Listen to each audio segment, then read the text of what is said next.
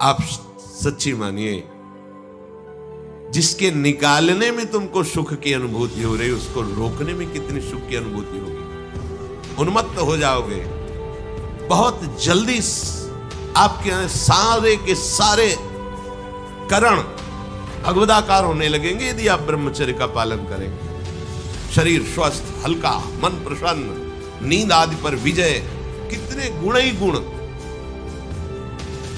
और ब्रह्मचर्यहीन आलस्य, प्रमाद, भोगों का चिंतन, मन का डिप्रेशन में पहुंचना, कमर में दर्द, टांगों में दर्द, सर में दर्द, घबराहट होना, बिना किसी कारण के मन भयभीत हो रहा है, भोजन अपच हो रहा है, बिना किसी प्रक्रिया के वीरनाश हो रहा है, बिना किसी प्रक्रिया के। काहे को मृत्यु स्वयं स्वीकार कर रहे हो, ये मृत्यु है। चाहे भगवान दत्तात्रेय जी बोल रहे हैं या भगवान कपिल देव जी बोल रहे हो, जब उपासक को संबोधन करते हैं भगवत प्राप्ति के लिए तो कहते हैं कि इस भोग वृत्ति को साक्षात मृत्यु रूप देखो, ये मृत्यु है तुम्हारी।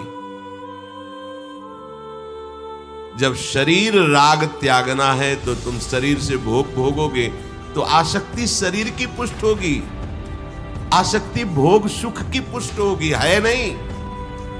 कितने दिन शरीर रहेगा, कितने दिन भोग रहेंगे। विचारवान बनो। ब्रह्मचर्यम चरंती, ब्रह्मचर्य का पालन है।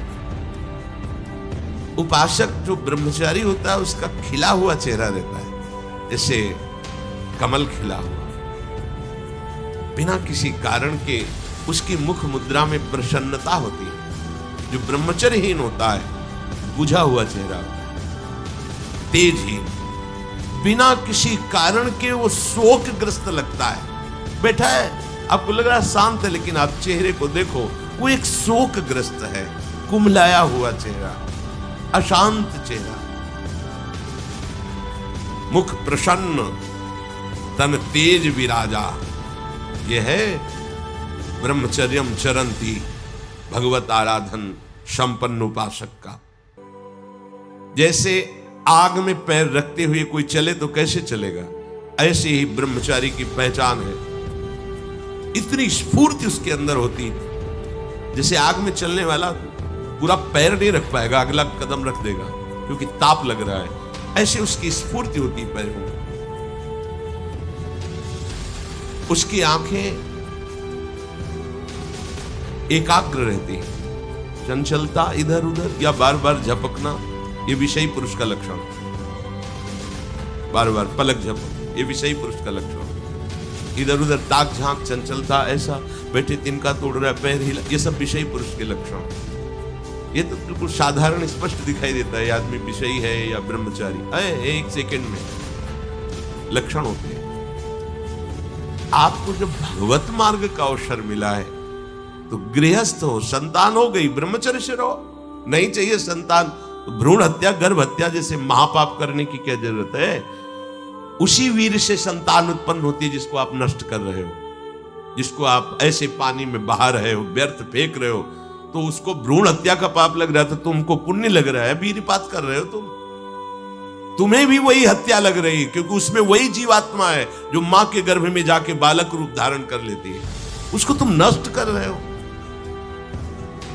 बुद्धि भ्रष्ट हो गई है, समझ में नहीं आता, व्यर्थ में वीरपात कर रहे हो, व्यर्थ में। तुम्हारा भजन बनेगा, तुम अध्यात्म के योगी बनोगे, मजाक है अध्यात्म का मार्ग। होश में हो जाओ, ये मन के दुलार को बंद करो। जब तक इच्छा ही नहीं भगवत प्राप्ति की, तो फिर तुम कैसे भगवत प्राप्ति कर पाओगे।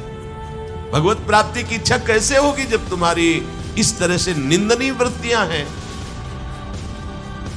इंद्रियों को दुलार कर रहे हो, मन को दुलार कर रहे हो, भगवत प्राप्ति चाहते, आचरण नीच और चाहते हो उच्च पदवी। सावधान हो।